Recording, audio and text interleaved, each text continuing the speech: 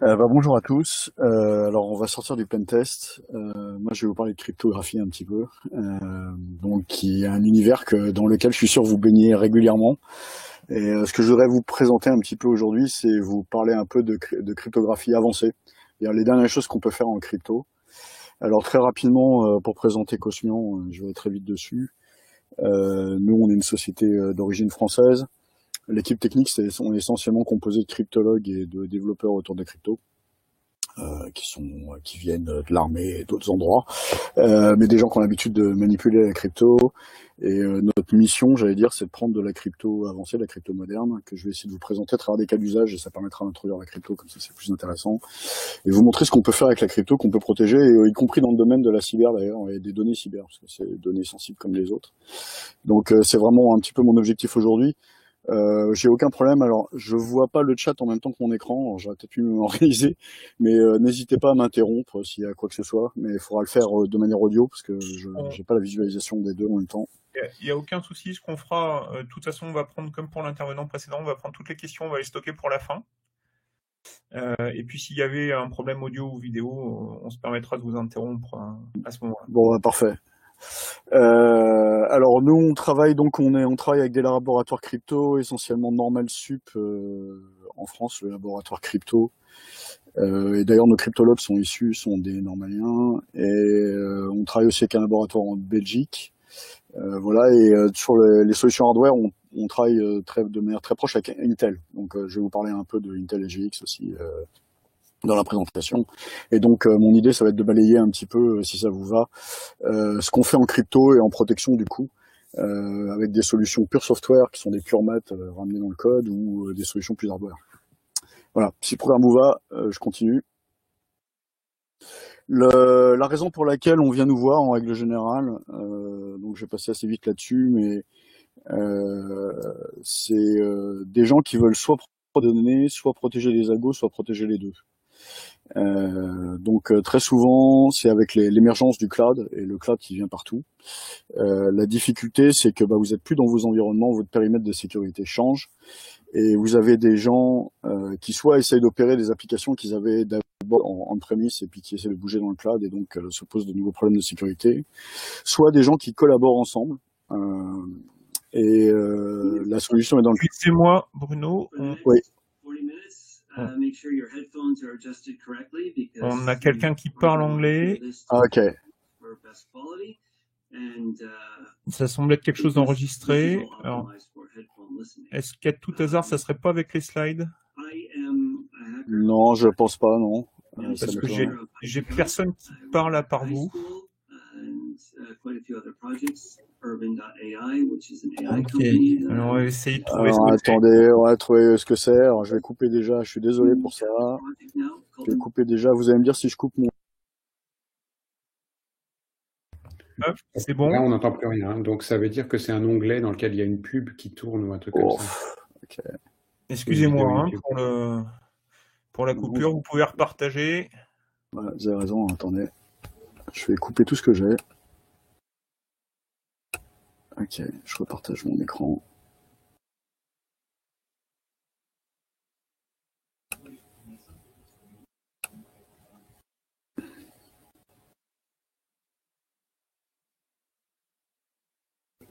C'est bon? Vous voyez mon écran de nouveau ou pas?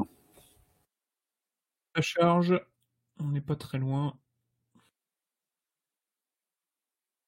Donc, vous faites de la crypto avec des labos internationaux. Ouais.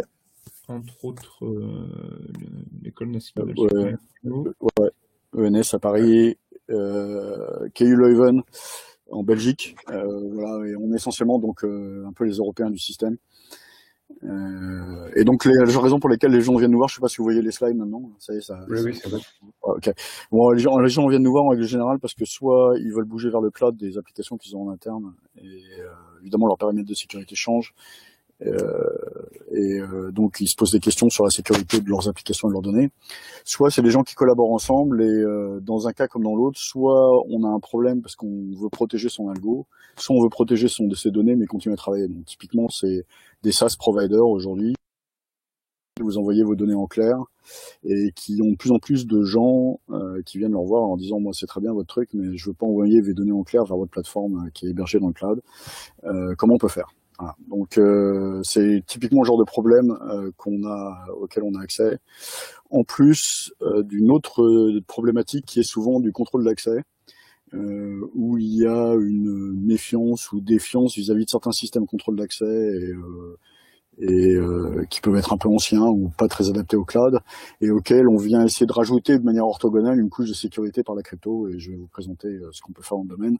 Donc typiquement, comment je peux faire en sorte que je chiffre mes données, et elles ne peuvent être vues que par les gens qui doivent les voir. Voilà. C'est typiquement le genre de problématique. Alors, j'arrive plus à défiler les slides, voilà. Alors les risques, ils sont réels, hein. Il y en a plusieurs. Il y a un risque légal autour de RGPD et de la CNIL en France. Lorsque vous manipulez des données, en particulier des données personnelles, vous avez la responsabilité de ces données. Et la CNIL, lorsqu'elle regarde le risque associé aux données personnelles, elle l'évalue selon 2 critères. Le premier qui est, est-ce que le calcul que vous faites sur les données personnelles est légitime? Ça, en règle générale, les gens qui vont voir la CNIL ont travaillé cette partie-là du dossier. Mais il y a un problème plus compliqué qui est à régler, qui est ce qu'on appelle en bon français le Privacy Impact Assessment, c'est-à-dire est-ce que le fait même de manipuler ces données et les avoir en clair peut atteindre la sécurité et la confidentialité des données personnelles des gens qu'on manipule, en permettant par exemple de faire des calculs qui sont pas prévus à l'origine. Donc il y a un exemple célèbre d'ailleurs avec les compteurs Linky qui permettent d'inférer la religion des gens si vous avez accès aux consommations électriques, parce que dans les périodes de Ramadan, eh bien les musulmans vont démarrer la consommation électrique après le coucher du soleil, etc., etc. Voilà, ça c'est typiquement le problème du PIA. Et la crypto permet, en chiffrant les données et en autorisant que les calculs qui sont autorisés, je vais vous montrer comment. Ça c'est une des choses qu'on adresse de manière assez claire. Il y a un deuxième type de risque qui est aussi un risque légal, et particulièrement d'origine américaine, qui est le Cloud Act. Le Cloud Act donc permet au gouvernement américain, sans demander l'autorisation à personne, d'aller fouiller de manière extraterritoriale aux États-Unis, dans les serveurs hébergés par les sociétés américaines, donc typiquement tous les hyperscalers, AWS, Google, Microsoft Azure, ou qui peuvent absolument venir en France, accéder à un serveur, ils ont légalement le droit de le faire vis-à-vis de Microsoft. Donc ça c'est le risque. Et le risque Cloud Act, j'allais dire plus soft et moins bien connu, mais qui est pourtant bien réel, qui est les sociétés qui opèrent aux États-Unis, qui ne sont pas américaines, mais qui sont du coup sous la menace de contraintes ou de sanctions, ou typiquement je vous retire votre licence pour opérer aux États-Unis, et donc qui sont obligés de collaborer avec le gouvernement américain, j'allais dire malgré elle. Donc il y a ce risque-là. Et puis il y a le troisième risque, qui est celui que là vous êtes plein d'experts autour et que vous manipulez bien, c'est tous les risques liés de type cybersécurité. Et en gros, est-ce que mes données peuvent fuiter? Et donc avec la crypto, on essaie vraiment de mitiger tous ces risques. C'est vraiment ce contre quoi on essaie de lutter. Je vais passer très vite sur slide. Il y a des réponses à chacune des réponses techniques des produits en face de chacun de ces problématiques. Mais je pense que plus intéressant, on va essayer de rentrer dedans et rentrer dans la crypto un petit peu. Ça va être plus sympa. Alors, déjà, premier type de problème qu'on cherche à adresser, c'est vous bougez une base de données dans le cloud. Donc imaginez un annuaire, on a travaillé pour des transactions bancaires, ce genre de choses, et donc vous voudriez donner la possibilité aux clients d'aller continuer à rechercher dans ces transactions. Alors le problème c'est que la crypto cryptée à Trust, comme on fait aujourd'hui, le chiffrement, généralement vous avez du chiffrement AES, maintenant il suffit de cocher une case sur une VM et automatiquement, lorsque vous provisionnez une VM ou des disques, et automatiquement vous avez ça par défaut, ça suffit pas, parce que il y a au moment de la requête, en fait la requête elle peut être comprise par le serveur qui tourne sur le cloud si elle est en clair. Pareil, si votre index est en clair, à un moment ou à un autre, en mémoire, dans les machines, vous avez du clair. Donc ça, c'est un problème réel de comment et de me faire de manière efficace des recherches sur des très gros datasets dans le cloud, de pouvoir faire de l'extraction Donc on a les données qui sont chiffrées dans des bases de données, ça c'est pas un problème, elles sont chiffrées à reste, mais c'est comment vraiment on peut interroger un index. Alors il existe des solutions en crypto qu'on appelle autour de technologies qu'on appelle le searchable encryption, qui permettent dorénavant de construire des requêtes qui sont chiffrées du côté client, donc sur l'edge, du côté. Et on arrive même à faire ça. Ce type de chiffrement, il est assez simple en fait à la base. Il s'appuie sur les chiffrements symétriques type AES. Après, s'il y a des primitives cryptographiques qui sont installées au-dessus, on a des constraints PRF, etc., donc des outils crypto qu'on construit au-dessus. Mais la primitive de chiffrement est assez simple. C'est du chiffrement symétrique qui est utilisé. Et le mérite de ça, c'est qu'on peut ce chiffrement, on peut le compiler de manière très efficace, par exemple en WebAssembly, et le faire tourner dans un navigateur aujourd'hui. Donc ça nous permet d'aller créer des requêtes directement dans le navigateur. Vous tapez un mot-clé et dans le navigateur, en faisant tourner le moteur WebAssembly du navigateur, on va les chiffrer en fait, générer la requête liée au mot-clé que vous venez taper et l'envoie au serveur cloud. Là, dans le cloud, on est capable d'exploiter un index chiffré et de répondre à la requête en chiffré sans que le cloud n'apprenne ni le contenu de la requête, ni le contenu de l'index, ni le contenu de la réponse. Donc ça, c'est ce que permet de faire le searchable encryption. Donc tout est chiffré de bout en bout. Et donc vous pouvez construire des index, et c'est efficace comme technique. Vous pouvez construire des index de manière très efficace maintenant, qui vous permet d'aller récupérer rapidement donc par exemple des lignes d'une base de données, puis après faire la query sur ces lignes, récupérer les lignes chiffrées puis déchiffrer. Mais vous avez la possibilité de construire des index maintenant chiffrés massifs de manière très très rapide. Encore une fois, la technologie là, c'est searchable encryption. Si vous avez des questions, il n'y a pas de problème, je reviendrai sur tout ça, sur ce qu'il y a derrière. Dans la cryptographie qui cherche à révéler, pas la cryptographie vraiment de calcul, ça on va y arriver plus tard. Une autre primitive très intéressante permet aujourd'hui de chiffrer des politiques d'accès directement dans le contenu chiffré. Donc ça, c'est ce qu'on appelle l'attribute-based encryption. Et pas plus tard que vendredi, on était à Nancy avec le patron de Nancy, justement pour voir dans quelle mesure on va pouvoir faire certifier ces techniques qui sont assez récentes, qui se basent sur de la probabilitique et de la cryptographie de pairing. Alors, je vous rappelle qu'à Nancy, le patron est un cryptologue. Il connaît très bien la crypto. Absolument aucun doute là-dessus. D'ailleurs, à la CNIL, il y a des cryptologues aussi, entre nous soit dit. Donc, la crypto est très connue par les autorités, disons, en charge de la protection en France. Ils ont des ressources en interne qui comprennent parfaitement. Je passe, petite parenthèse. Donc, l'ABE, ça vous permet de prendre un chiffré, et de chiffrer avec une politique des attributs. Donc, imaginons qu'on a un attribut A, un attribut B et un attribut C. On pouvait faire des axes d'attributs, par exemple un attribut par département, ressources humaines, fonction finance, fonction, je sais pas trop quoi, marketing, et puis un autre axe de sécurité qui est confidentiel, secret défense, etc. Et donc vous pouvez dire, je vais chiffrer ce document comme étant RH.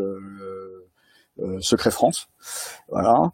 Et puis un autre document, vous allez chiffrer que en confidentiel, et puis par RH et finance, ce qui peut être accéléré aux gens de RH et finance. Et on peut générer des clés dans lesquelles on a des combinaisons de ces attributs, et donc dire, ce document est accessible à partir du moment où vous êtes capable de présenter une clé qui va matcher la politique du document. Donc si le document il dit, vous devez être RH je sais pas trop quoi, confidentiel défense, vous devez avoir dans votre clé au moins ces deux attributs pour venir matcher la politique. Alors on peut faire un petit peu mieux que du et, là, ce que je vous présente, on peut même faire des ou. Donc on peut avoir des politiques du type je peux déchiffrer le document si la clé présentée a la politique A ou B et C, par exemple. Ça, on peut faire ce genre de choses, des politiques à base de A et de ou. Alors ça, c'est un truc assez populaire parce qu'en fait, nous on le voit un peu comme une évolution du end-to-end encryption. On pense que c'est l'étape suivante, parce que le end-to-end encryption, vous avez vraiment une clé qui est partagée entre la source et la destination. Là, l'avantage, c'est qu'on peut faire des espèces de clés de groupe naturellement, et donc vous pouvez à la source chiffrer avec une politique et avoir plusieurs destinations qui, en fonction des clés qu'elles ont déjà émises ensemble, en face, peuvent déchiffrer. L'avantage aussi, c'est que vous n'avez pas une clé à chaque fois qui est partagée pour chaque transaction. C'est aussi un autre avantage. Et enfin, le troisième avantage de l'ABE, c'est que c'est du chiffrement dit à clé publique. C'est-à-dire que la clé qui permet de chiffrer, c'est une clé publique qui vous permet pas de déchiffrer. On peut la donner à tout le monde. Et avec ces clés, n'importe qui peut chiffrer selon n'importe quelle politique. Donc ça permet du coup de déployer la clé dans des systèmes qui vont faire le chiffrement, même s'ils sont à des endroits pas très sécurisés. Voilà, donc l'ABE, c'est une primitive très intéressante sur laquelle il y a pas mal de recherches en ce moment. Et encore une fois, on travaille avec l'ANSSI pour voir dans quelle mesure on va pouvoir obtenir de la certification de ces systèmes de chiffrement. Mais ça tourne déjà. Nous, on l'utilise déjà dans des secteurs un peu sensibles. On va déjà pour faire du hardening d'applications. Dans le domaine de la défense et d'autres, ou alors lorsqu'il y a des gros repos accédés par beaucoup de gens et on considère que le système d'autorisation est pas suffisant, ou il faut le complémenter, ou c'est une vieille application et le système d'autorisation ne permet pas d'avoir une granularité suffisante. Bref, on vient rajouter de l'ABE de manière orthogonale, de manière à pouvoir augmenter les autorisations. On va passer à autre chose. Maintenant, on va passer à de la crypto un petit peu plus calculatoire. Donc là, le but, ça va être comment faire pour faire du calcul sur les données. Donc jusqu'à maintenant, ce que je vous ai montré, en fait, c'est comment révéler des données grâce à de la crypto, mais de la crypto un peu plus intelligente que juste de la crypto symétrique à laquelle on est habitué. Là, je vais vous montrer de la crypto qui permet de faire du calcul tout en conservant la donnée chiffrée. C'est-à-dire, à aucun moment dans la phase de calcul, dans la phase de run, on révèle les données et ou les algorithmes. Alors d'abord un premier type de calcul qui est assez fréquent, une demande assez fréquente. C'est alors typiquement, et alors là il y a des cyber là-dedans, des applications cyber directes. C'est vous avez un algorithme et vous voudriez avec un partenaire ou en interne le faire tourner sur des données d'une autre entité. Seulement voilà, l'autre entité, elle veut pas ou elle peut pas exporter les données. Donc imaginez par exemple vous êtes une banque et vous avez une filiale au Luxembourg. La loi luxembourgeoise vous interdit totalement d'exporter des données de banques luxembourgeoises vers la France, par exemple, pour aller faire de la détection sur le financement du terrorisme. Donc toutes les banques aujourd'hui ont des obligations d'aller scanner les transactions pour essayer de déterminer quelles sont celles qui pourraient faire l'objet d'un financement du terrorisme, mais vous pouvez pas bouger les données du Luxembourg vers la France pour faire ça. Donc la seule solution, c'est de bouger votre algo vers les données du Luxembourg et l'opérer sur les données du Luxembourg. Le problème, c'est que quand vous bougez l'algo, vous donnez l'algo en clair en fait à la filiale luxembourgeoise. Et s'il y a un attaquant dans la filiale, il va apprendre l'algo évidemment de manière très simple et pouvoir le contourner. Donc aujourd'hui, on a la possibilité de chiffrer les algos. Et alors pour ça, on utilise des solutions hardware et des enclaves SGX. Alors ça, c'est une technologie d'Intel. Donc je sais pas à quel point vous êtes familier avec ce genre de solutions hardware, mais en gros surtout les processeurs Intel serveurs. Alors c'était aussi sur la série des i quelque chose, et d'ailleurs la plupart des portables ont SGX, mais c'est fini, les nouvelles séries de i l'ont plus. Mais surtout les Xeon par exemple que vous avez sur les serveurs. Vous avez la possibilité dans le BIOS d'activer une extension qui est Secure Guard Extension SGX, et ce que ça va déclencher le chiffrement à la volée de la mémoire lorsque le CPU s'adresse à la mémoire pour fetcher des instructions ou des données. Donc à chaque fois que le CPU est écrit dans la mémoire, il y a un chiffrement qui s'interpose avec SGX entre le CPU et la mémoire, entre le minibus interne du CPU et la mémoire, et inversement, lorsque le CPU accède à la mémoire, il y a le déchiffrement qui se fait en amont de l'entrée dans les registres du CPU. L'intérêt de ça, c'est que si vous êtes un administrateur de la machine et vous faites un dump de la mémoire, vous voyez que déchiffrer dans la mémoire la partie enclave. Donc ça vous permet de déclencher ce qu'on appelle des enclaves, vraiment des zones réservées de mémoire et d'allocation de CPU, dans lesquelles vous avez SGX qui tourne.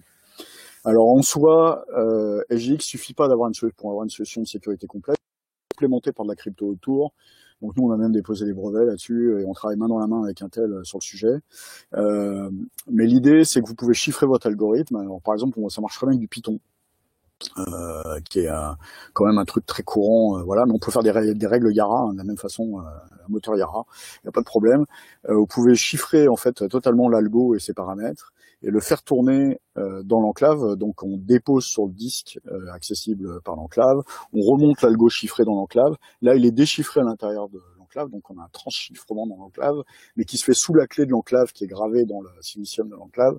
Et donc il n'y a aucun moment les données passent en clair, c'est vraiment un transchiffrement qui se fait. Et si vous accédez à la mémoire, vous voyez la mémoire chiffrée de l'algo en opération. Donc c'est chiffré sur le disque avec une clé, chiffré dans l'enclave avec une autre clé qui est la clé de l'enclave, qui n'est pas accessible. La sécurité repose là-dessus. Donc ça c'est très intéressant et c'est utilisé en particulier pour la détection, fraude, différentes détections. Donc vous écrivez votre algo et en gros on le déplace dans une enclave, ça vous permet de déplacer l'algo près des données sans que l'algo soit facilement apprenable. Alors je rappelle quand même que du point de vue de la théorie de l'information, c'est un algo à partir du moment où vous pouvez l'exercer de manière infinie, vous pouvez l'apprendre parce que théoriquement vous pouvez faire tous les inputs et tous les outputs et donc après créer une espèce de table de correspondance de toutes les entrées pour toutes les sorties et vous avez appris l'algo en fait. Vous avez l'algo. Donc il y a d'autres conditions pour que ça fonctionne, qu'il faut pouvoir limiter les exécutions, etc. Mais en tous les cas, c'est une solution effective, efficace et le surcoût en gros amené par SGX sur la puissance de calcul d'un CPU, c'est en gros 25 à 30%. Mais lorsqu'on regarde en fait le cycle de vie d'une donnée, lorsqu'elle est remontée du disque, elle passe dans la phase de calcul et elle redescend, il y a de l'IO, donc à l'entrée, à la sortie ou sur une connexion réseau. Donc en fait, la phase de calcul devient marginale par rapport au cycle de vie complète de la donnée et en plus marginale. Et nous, ce qu'on constate quand on s'amuse à faire ça avec des bases de données, c'est en gros une pénalité de 7 à 8% du fait d'activer SGX. Alors un truc intéressant avec SGX, c'est que vous pouvez chiffrer l'algo, mais vous pouvez chiffrer les données aussi, bien sûr, de la même façon. Et du coup, ça vous permet de déplacer l'enclave dans une zone zéro trust, en fait. Donc là, dans un endroit où vous n'avez pas confiance, et d'opérer sur d'un algo chiffré et des données chiffrées. Et ça, évidemment, c'est une nouvelle notion qui est en train de sortir. Et nous, on construit une plateforme pour faire ça, parce qu'on s'est aperçu que nos clients, en fait, voulaient qu'on l'offre pour eux, qui est la notion de confidential microservices, qui est l'idée qu'on peut offrir, en fait, de l'enclave à la demande, du microservice à la demande, où les gens poussent un algo chiffré, poussent des données chiffrées, opèrent dans le cloud sur ce microservice confidentiel qui n'apprend rien ni des données, ni de l'algo, ni du résultat, parce qu'il est évidemment rechiffré à la sortie. Et ça vous permet donc d'avoir un microservice qui tourne dans le cloud où l'opérateur du microservice comprend absolument pas ce sur quoi il est en train d'opérer. Et donc de protéger totalement l'exécution. Donc ça, c'est un truc qui est en train de prendre énormément.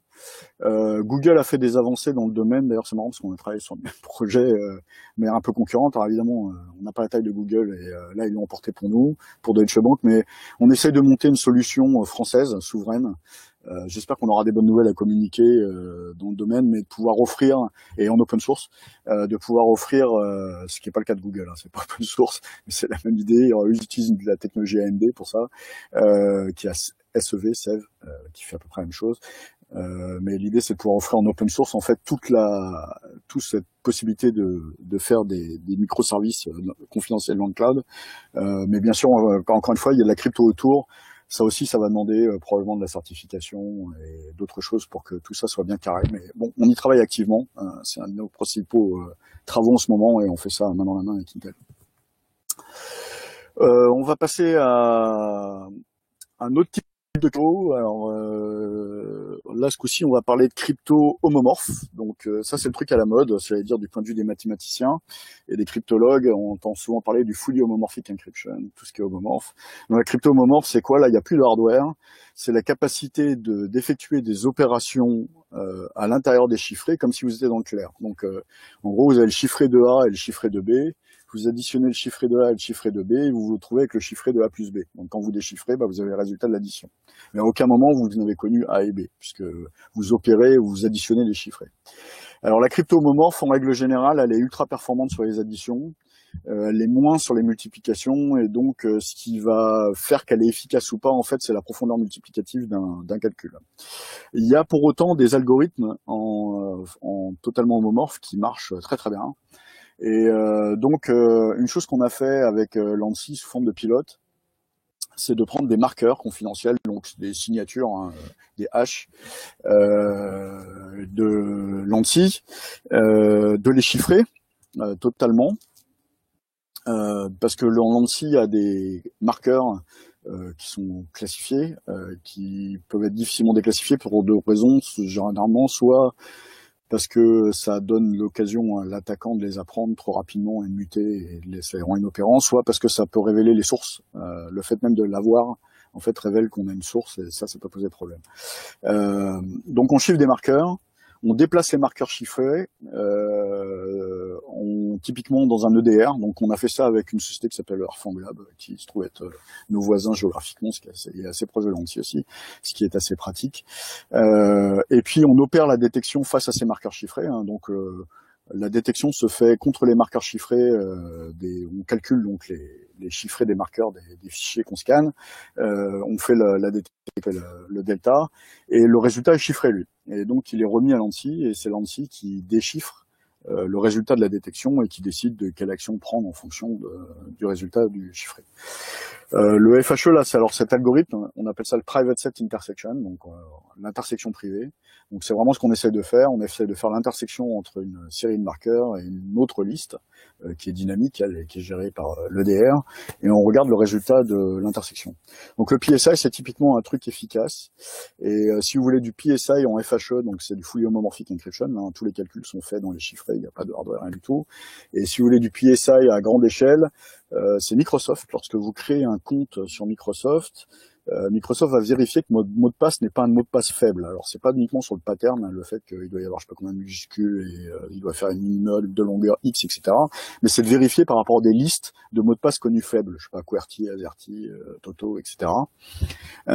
Et donc pour ça, Microsoft fait du FHE, chiffre votre mot de passe, l'envoie sur ses serveurs, fait l'intersection par rapport à la liste de mots de passe faibles. Le résultat de l'intersection n'est pas connu par Microsoft et renvoyé chiffré vers vous, votre navigateur, et ça vous dit si votre mot de passe est faible ou pas. Donc voilà une application à grande échelle du FHE qui est basée aussi sur du PSI, du Private Set Intersection. Donc voilà, et il y a des sociétés, il y a une société française, mon ami Pascal Paillet, qui travaille à aujourd'hui faire du réseau neuronal en FHE. Donc là, faire de l'inférence sur des réseaux neuronaux en FHE. Donc c'est un sujet sur lequel il y a beaucoup de recherches, beaucoup de gens travaillent. C'est une boîte à outils mathématiques fantastiques. Et encore une fois, aujourd'hui, pour des algorithmes qui ont des profondeurs multiplicatives importantes, la performance est généralement pas suffisante ou assez faible, et donc c'est un frein. Par exemple, une expression régulière, c'est un calcul complexe. Si vous voulez faire un moteur de regex complexe, c'est complexe, ça, par exemple, très difficile à faire en FHE. Mais voilà, là, un cas où ça marche parfaitement avec des performances tout à fait acceptables. Une autre technique de crypto qu'on utilise, c'est le Secure Multiparty Computation. Alors ça c'est une technique qu'on travaille donc avec quelqu'un qui s'appelle Nigel Smart, qui est un cryptologue, qui a créé Leuven, qui est un peu un pape du système. Alors le Secure Multiparty Computation, ça marche de manière totalement différente. L'idée là, on chiffre pas les données, au contraire les données ne bougent pas, ce qui a pas mal d'intérêt d'ailleurs du point de vue RGPD. Et on fronte les données avec des serveurs sur lesquels on déploie un calcul. Là, le calcul est connu par l'ensemble des parties prenantes au calcul, et c'est un calcul interactif. Donc pendant la phase de calcul, les serveurs vont se parler. Sauf que le chat qui est fait par des serveurs, c'est un chat chiffré. En fait, on mélange du secret sharing et de la crypto, et on déroule en fait l'algorithme par ce chat qui est fait par les serveurs qui n'échangent que des données chiffrées. C'est de la crypto pure, des maths pures. Il n'y a pas de hardware là, pas du tout. Il y a juste une VM qui exécute le calcul.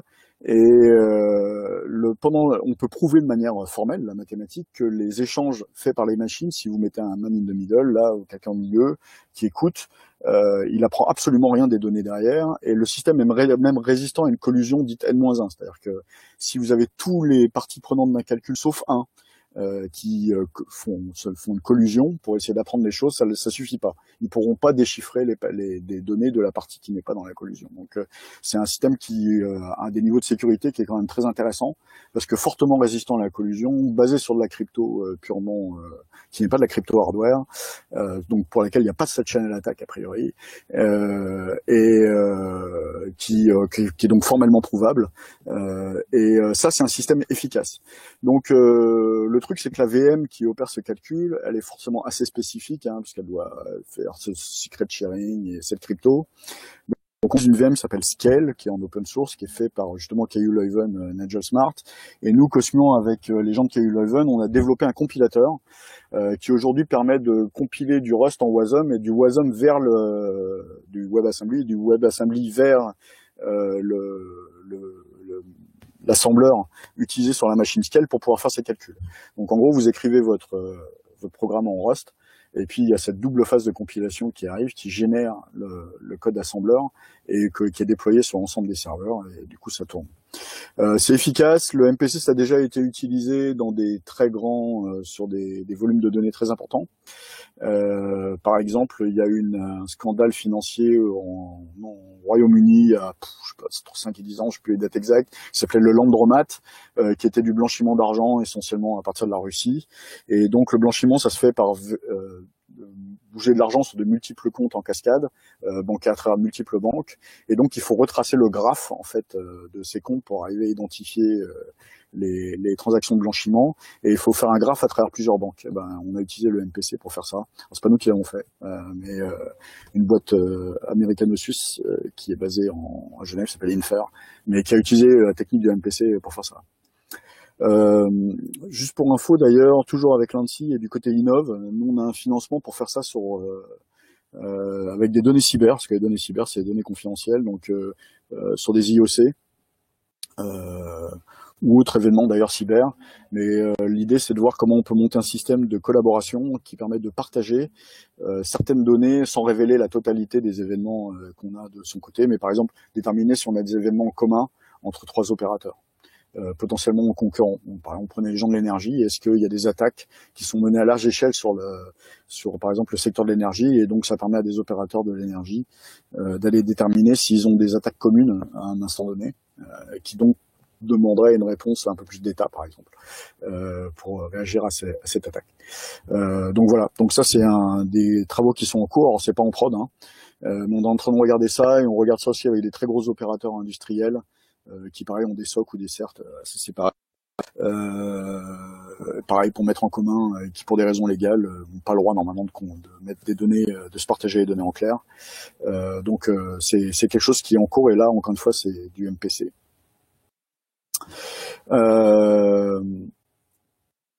Je vais peut-être passer sur cela. Donc, bien sûr, ce que je vous ai montré en MPC, là, c'est aussi utilisable pour aller faire de la data science. Donc, nous, un des cas, alors là, on s'éloigne un peu du monde de la cyber pour vous, mais un des cas les plus communs, c'est dans la data science. En règle générale, vous avez 2 problèmes. Le premier, c'est que ceux qui font les modèles ou ont les modèles sont pas ceux qui ont les données, et même en interne. Et le deuxième problème, c'est que pour faire de la data science et surtout du deep learning, vous avez besoin de beaucoup de données. Et donc, comment on peut agréger des données d'entités différentes qui n'ont pas le droit d'être ensemble, normalement dans le même répond en clair, ensemble. Bah voilà. Donc là, la crypto aussi, ça permet de faire ça de manière totalement confidentielle. Et donc c'est quelque chose d'extrêmement fréquent qu'on voit nous comme demande d'aller faire ce genre de choses. Il y a des fois c'est des choses assez simples, hein. Là, la dernière chose qu'on nous a remonté aujourd'hui, c'est l'intersection de listes de clients communs. Donc vous voyez, c'est pas rien de très violent, mais c'est toujours un peu la même idée, c'est est-ce qu'on a des clients communs, est-ce que on peut travailler des choses ensemble et faire des calculs dessus. Ça peut être des KPI tout simplement aussi. J'ai X business unit et je veux savoir quelle est la plus performante, mais sans révéler les données de des unes aux autres. Est-ce que je peux établir des rankings, des classifications? Est-ce que je peux faire des agrégats sans donner ces données? Voilà, ça c'est le type de choses qu'on arrive à faire en crypto de manière très efficace maintenant. Voilà, c'est à peu près tout ma présentation. Donc, on travaille beaucoup avec nos partenaires. Donc, je vous en ai parlé un petit peu. C'est des labos crypto, hein, parce qu'on essaie de donner de la crypto un peu moderne. Ce que je vais vous présenter là, c'est des techniques qui ont, à l'échelle des maths, moins de 10 ans, hein, ou 15 ans ou plus, qui sont des techniques récentes. Donc, on essaie de les amener dans du code, du code en direction des entreprises. Ça, c'est vraiment notre objectif. Au passage, évidemment, ça passe par de la certification. On a pas mal de partenaires, ça implique pas mal de gens. Donc ça va d'organismes légaux comme l'ANSSI jusqu'à des gens comme du hardware ou des opérateurs OVH, par exemple, à qui on travaille, parce que il y a ce besoin aujourd'hui de développer des solutions souveraines. Donc c'est de voir comment on peut faire. Donc c'est de l'assemblage à plusieurs en règle générale pour arriver aujourd'hui à faire des solutions qui vont s'interopérer.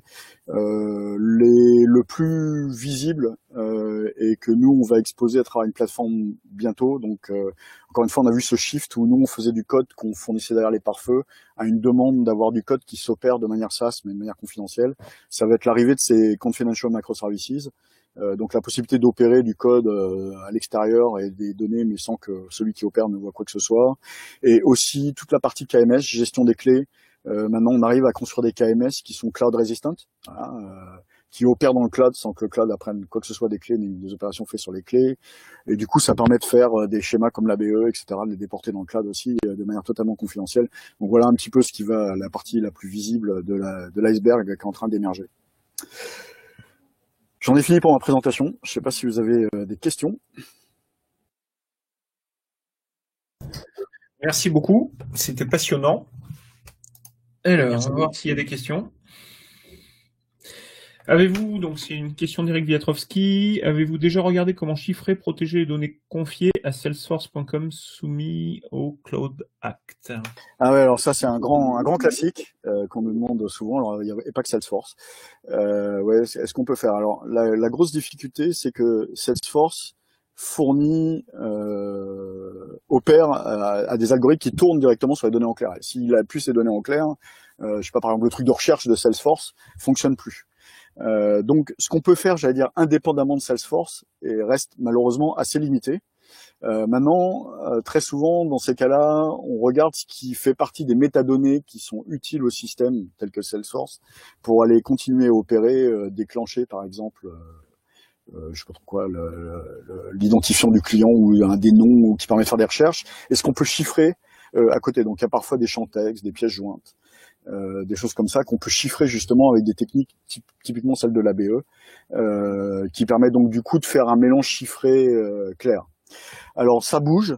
Le truc le plus récent, c'est Google qui, parce que probablement ils sont challengers dans ce domaine, sont les plus innovants dans le domaine. À ce stade, ils ont sorti un truc qui s'appelle Client Encryption que je vous encourage à regarder. Et en fait, aujourd'hui, ce que vous pouvez activer pour Google Doc, Google Worksheets, alors ça vient sur Gmail, mais en gros, les produits Google Workspace, vous pouvez injecter du chiffrement dans le navigateur. Donc c'est du chiffrement AES, là, tout simple à ce stade. Et nous, on est en train de discuter avec Google pour voir si on peut injecter de l'ABE justement plutôt que de l'AES pour faire un truc un peu plus sophistiqué.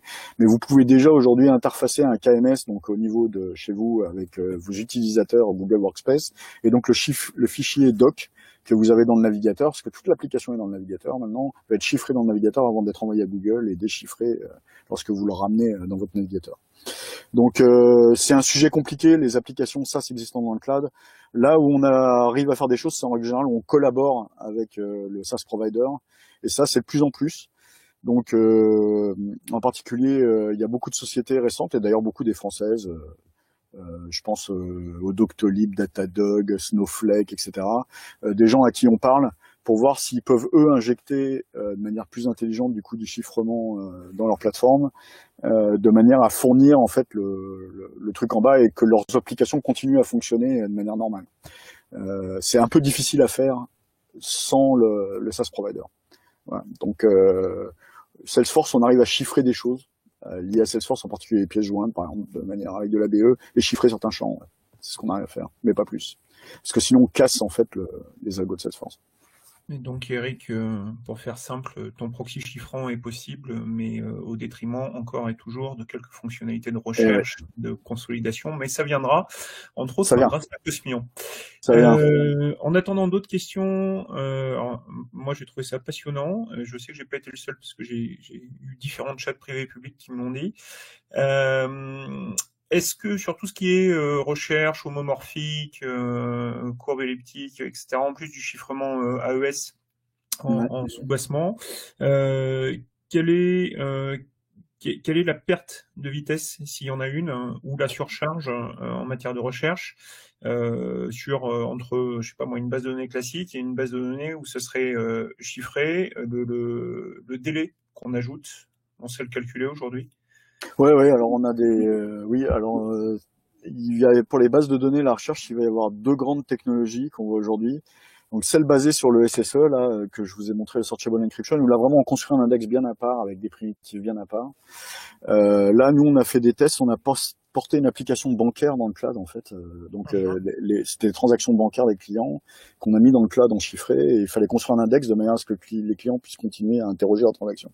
par exemple, il tape carte et ça sort toutes les transactions liées aux cartes. En fait, quand on regarde, alors la crypto pèse un peu, mais finalement très peu. Quand on peut faire du SSE, c'est ultra efficace. En fait, on n'a pas tellement de pertes. Alors, c'est moins efficace qu'une base de données où l'index il est dans la base. Là, l'index il est extérieur à la base. Donc, on va faire par exemple un accès à l'index, puis un accès à DynamoDB, par exemple, où les données sont chiffrées avant de les sortir. Donc, c'est un peu moins performant que d'aller accéder directement à l'index qui est dans DynamoDB. Mais quand on regarde, nous on a fait des tests bout en bout, parce qu'en fait ce qui compte c'est l'expérience utilisateur, et donc on se mettait dans un navigateur utilisateur qui se connectait directement au cloud, directement à l'index. En fait la crypto là-dedans, sur une transaction qui allait vraiment les meilleurs, les plus rapides, on était à 45 millisecondes, mais généralement avec la latence réseau plus proche des 150 sur un aller-retour. La crypto là-dedans, elle pesait 8 à 10 millisecondes, donc c'est pas négligeable, mais c'est pas énorme non plus. Oui, c'est pas loin d'être négligeable quand on voit qu'un Voilà, CSS met plus de temps à se loguer. Voilà. Alors après, il y a d'autres techniques. Si vous allez voir, il y a une boîte allemande qui s'appelle Edgeless System qui travaille sur Intel EGX. Ils viennent de sortir une base de données dans SGX. Alors j'ai plus en tête leur benchmark, mais eux, ce qu'ils ont fait, c'est carrément ils opèrent la base de données dans SGX. Donc là, moi, je vous dis ce qu'on a fait nous, on était à 7-8% de perte en gros en performance. Okay. En gros. On a parlé un tout petit peu de matériel là pendant la présentation. On a cité l'Intel entre autres pour le SGX ou des choses comme ça. On sait que Apple vient de reswitcher sur de l'ARM. On sait qu'il y a une pénurie mondiale de. Bah oui, forcément, je suis obligé d'aller vers ça. On a une pénurie mondiale de composants graphiques à cause de la blockchain et des crypto-monnaies. Ouais. Sur quoi, si on veut faire de la crypto comme ça, sur quoi on doit aller? On doit aller sur des FPGA, on doit aller sur des processeurs standards Intel, ARM avec des fonctionnalités spécifiques. On peut aller sur autre chose. C'est quoi les préconisations? Ouais, alors déjà il y a toute la crypto qui n'a pas besoin de hardware spécifique, donc fully homomorphic encryption, searchable encryption, attribute based encryption, AES, mais surtout toute la crypto symétrique. Vous n'avez pas besoin de hardware spécifique. Parfois le hardware vous aide. Par exemple la primitive AES, c'est une instruction CPU sur les CPU Intel. Donc vous avez carrément le circuit dans le silicium, donc c'est ce qui fait l'AES aussi rapide. Mais la plupart de la crypto, vous avez quand même pas besoin de hardware spécifique. Alors après, le fully homomorphic encryption, c'est très sensible à la profondeur multiplicative. Et si on passe sur GPU, donc là, on va gagner en performance. Donc ça, les gens de Zama, là, par exemple, sont en train de faire des choses là-dessus. Donc c'est de réécrire en fait certains morceaux de cette crypto de manière à ce qu'elle en CUDA, de manière à ce qu'elle puisse s'exécuter au-dessus de Nvidia. Mais ça reste aujourd'hui, il n'y a pas beaucoup de gens qui font ça dans le monde aujourd'hui, ça va venir ça. Mais il y a donc une partie de la crypto qui va être portée du CPU vers le GPU pour l'accélérer. Ça vient. Dans les solutions hardware pures, donc la plus établie pour l'instant c'est Intel SGX, mais il n'y a pas que ça. ARM a une solution, AMD a une solution, et Nvidia travaille sur quelque chose. Donc ça bouge beaucoup. La default de la crypto hardware, c'est qu'il y a les attaques par canaux auxiliaires, side channel, donc sans arrêt, il y a des attaques et c'est une course à l'armement permanente où il y a une attaque, un tel patch, il y a une autre attaque, un tel patch. Les attaques, elles se font. Alors malheureusement, il y a quelques attaques software aussi qui sont possibles, mais la plupart, c'est vraiment des attaques par canaux auxiliaires où on va aller écouter la fréquence du CPU, sa consommation électrique, sa chaleur, d'autres éléments externes pour essayer d'inférer des choses. Donc c'est ce qui rend cette crypto un peu hardware, un peu sensible, et ça met du temps avant d'avoir un composant hardware qui est résistant. Voilà, ou dans laquelle on a une confiance supplémentaire. Et d'ailleurs, il y a des utilisations pour lesquelles c'est totalement banni. Dès qu'on s'approche de la défense, par exemple, il est hors de question d'utiliser du SGX pour certaines applications. Dès qu'on est sur des données très sensibles, en règle générale, on va pas s'appuyer sur la crypto hardware aujourd'hui. Il y a trop d'attaques qui sont menées. Pareil, Nvidia est en train de faire des choses, mais personnellement, je serais assez méfiant et j'attendrai un peu avant de confier des secrets à la crypto hardware qui va apparaître sur Nvidia. Même si c'est très intéressant parce que ça veut dire que tout le deep learning et les réseaux neuronaux en fait vont pouvoir être accélérés et enchiffrés sur ces machines. Alors, comme il n'y a toujours pas de questions dans le chat, ils sont tous scotchés par Je sais pas, soit ils sont, ou alors je les ai assommés peut-être. Ouais. moi, j'en profite qu'on ait un spécialiste en crypto, peut-être en 2 minutes. Alors, je sais que c'est totalement ingrat, mais on aura peut-être d'autres occasions. Faire un point extrêmement rapide, si c'est possible, sur tout ce qui est attaque de crypto standard par la crypto quantique, puisqu'on sait maintenant que ça avance. Est-ce que vous avez un avis sur la question? Est-ce que vous pouvez nous dire deux, trois choses?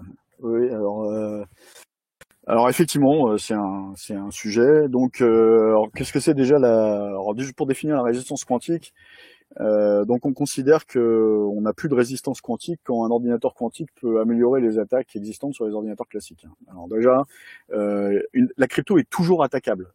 Vous pouvez toujours faire une attaque brute force et essayer toutes les combinaisons possibles pour chiffrer. Donc juste la question, c'est combien vous en faites de calcul.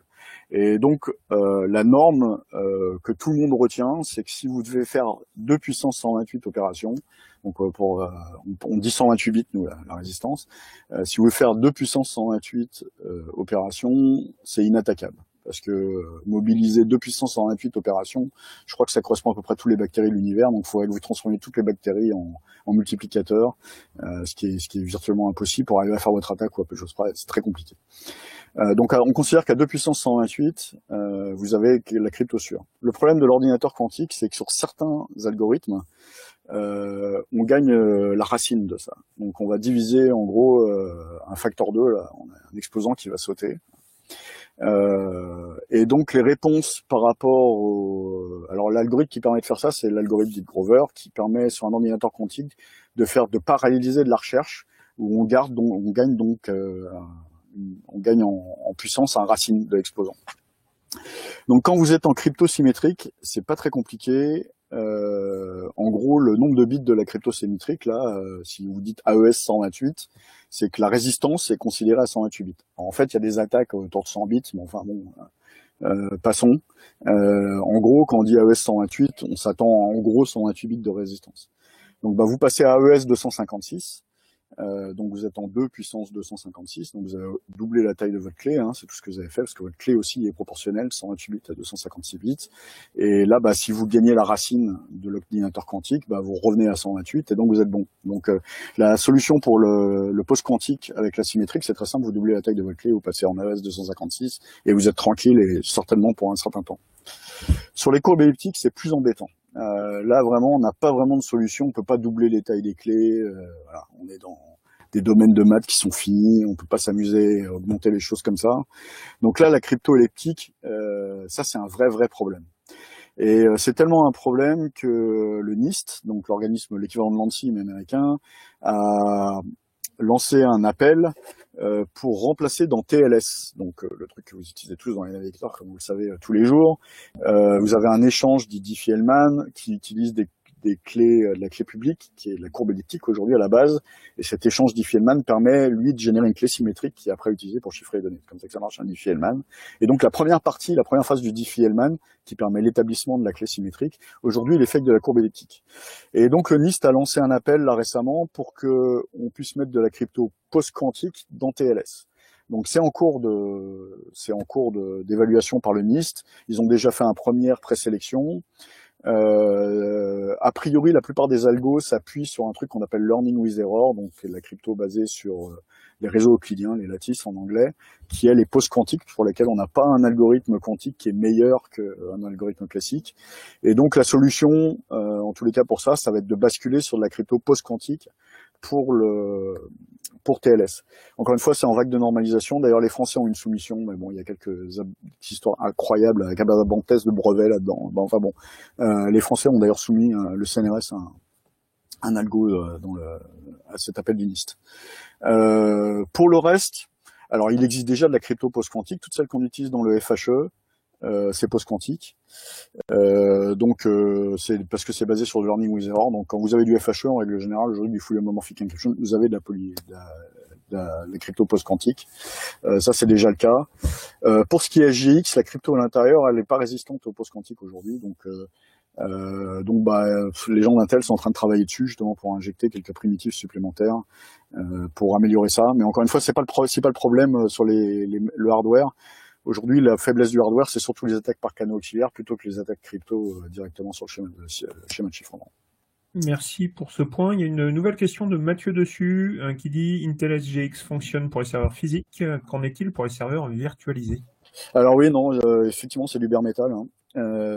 D'ailleurs, ça crée des choses intéressantes parce que nous, on est en train de créer une plateforme donc de microservices au-dessus du bare metal et à manager avec Kubernetes, c'est une sacrée histoire parce que là, on est obligé d'allouer du bare metal, donc ça crée quelque chose d'intéressant. Alors, vous pouvez faire tourner du Docker, mais vous devez forcément assigner à une machine puisque le secret qu'utilise la machine, et il est vraiment gravé dans le silicium de cette machine. Donc quand vous avez alloué une machine à un calcul, ça doit être cette machine. Vous pouvez pas basculer, par exemple, le calcul d'une machine sur un autre. Donc ça complique un peu les choses. Donc oui, aujourd'hui, c'est vraiment pas de la VM. On peut faire du container au-dessus de SGX, mais on n'a pas la notion de VM comme vous pouvez l'avoir de manière j'allais dire au-dessus d'un OpenStack avec Kubernetes où vous allouez virtuellement comme ça des machines un peu partout. Ça, c'est pas possible. On est obligé de faire des choses un peu plus subtiles lorsqu'on utilise SGX. Ouais. Ouais, il y a de l'attribution obligatoire de hardware. Ouais. Alors, OpenStack a créé un truc qui s'appelle Ironic. Je vous laisse, tous les jeux de mots sont expliqués sur le site, mais donc pour allouer du bare metal de manière API, mais ça reste encore en bêta. Mais donc c'est un dossier qui avance aussi, mais pour l'instant ça reste, c'est un sujet qui reste encore difficile. Ouais. Si vous voulez avoir des grosses fermes de SGX. Eh bien, merci beaucoup Bruno, c'était passionnant.